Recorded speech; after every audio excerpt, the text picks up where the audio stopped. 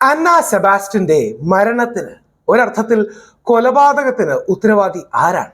അത് ഈ toxic work കൾച്ചറാണ്. അതൊരു കമ്പനിയുടെയോ മറ്റും പ്രശ്നമല്ല. എല്ലാ കമ്പനികളുടെയും ഒരു കോർപ്പറേറ്റ് ബാഡ് വർക്ക് കൾച്ചറിന്റെ ഇഷ്യൂ കൂടെ അതിനകത്തുണ്ട് എന്ന തിരിച്ചറിവ് നമുക്ക് ഉണ്ടാകണം.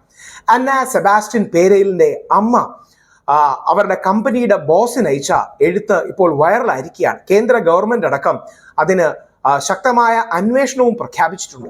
ഇവിടെയാണ് ഏറ്റവും പ്രത്യേകതയുള്ള ഒരു കാര്യം നമ്മൾ കാണേണ്ടത്. നമ്മൾ വർക്ക് ലൈഫ് ബാലൻസ് എന്നാണ് പറയേണ്ടത്, അങ്ങനെയല്ല ലൈഫ് വർക്ക് ബാലൻസ് എന്നാണ് പറയേണ്ടത്. ലൈഫാണ് പ്രധാനം, വർക്ക് അല്ല. ആ ലൈഫിന്റെ സാങ്ക്ടിറ്റിയെ ഉയർത്തിപ്പിടിക്കാൻ വേണ്ടിയായിരിക്കണം വർക്ക്.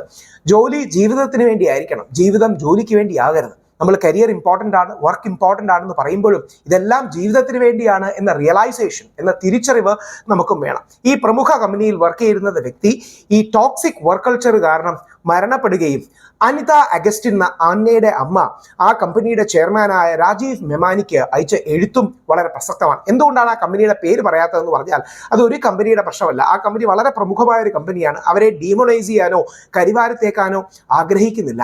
പക്ഷേ അന്നയ്ക്കുണ്ടായിരുന്ന വർക്ക് ലോഡ് ഒരു ഇഷ്യൂ ആണ്. എന്നും ഓർക്കുക, ലോകത്തെ റൈറ്റ്സ് നമ്മുടെ വർക്കേഴ്സ് നേടിയെടുത്തത് 8 മണിക്കൂർ ജോലി, 8 മണിക്കൂർ വിശ്രമം, 8 മണിക്കൂർ വിനോദം എന്ന രീതിയിലാണ്.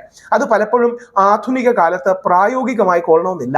നമ്മൾ 8 എന്നുള്ള വർക്ക് 9 ആകാം, 10 ആകാം, ഒരുപക്ഷെ 11 മണിക്കൂർ ആകാം.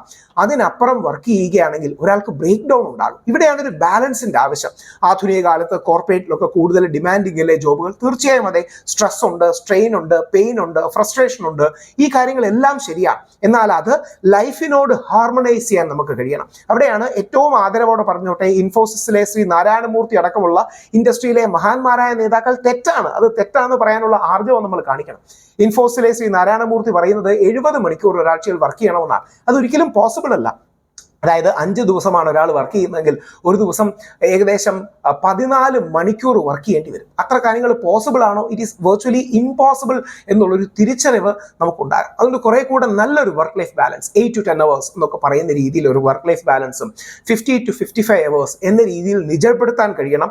ഇത് നമ്മുടെ കമ്പനികളിൽ സ്ട്രിക്റ്റ് ആയിട്ട് ഇംപ്ലിമെന്റ് ചെയ്യാനും കഴിയണം. യഥാർത്ഥത്തിൽ അന്ന സെബാസ്റ്റ്യൻ ഒരു രക്തസാക്ഷിയാണ്, ഈ ടോക്സിക് വർക്ക് കൾച്ചറിന്റെ ഒരു രക്തസാക്ഷിയാണ്. അതുകൊണ്ട് തീർച്ചയായിട്ടും കോർപ്പറേറ്റുകൾ വളരണം, ലാഭം വളരണം, ഡെവലപ്മെന്റ് ഉണ്ടാകണം, ഗ്രോത്ത് ഉണ്ടാകണം. അത് ഹ്യൂമൻ കോസ്റ്റിലാകരുത്. നേരെ തിരിച്ച് നമുക്ക് എക്സ്ട്രീം കമ്മ്യൂണിസ്റ്റ് സിറ്റുവേഷനിലേക്ക് പോയി, തീവ്ര ഇടതിലേക്ക് പോയോ, അല്ലെങ്കിൽ കമ്മ്യൂണിസ്റ്റ് സിദ്ധാന്തങ്ങൾ വെച്ച് ആൾക്കാരുടെ റൈറ്റ്സ് ഓവർ പ്രൊട്ടക്ട് ചെയ്തുകൊണ്ട്, അല്ലെങ്കിൽ തെറ്റായ രീതിയിൽ അമിതമായി പ്രൊട്ടക്റ്റീവ് ആയിക്കൊണ്ട് കോർപ്പറേറ്റുകൾ വർക്ക് ചെയ്യേണ്ട, പ്രൊഡക്ടിവിറ്റി വേണ്ട എന്ന് പറയാനും കഴിയില്ല.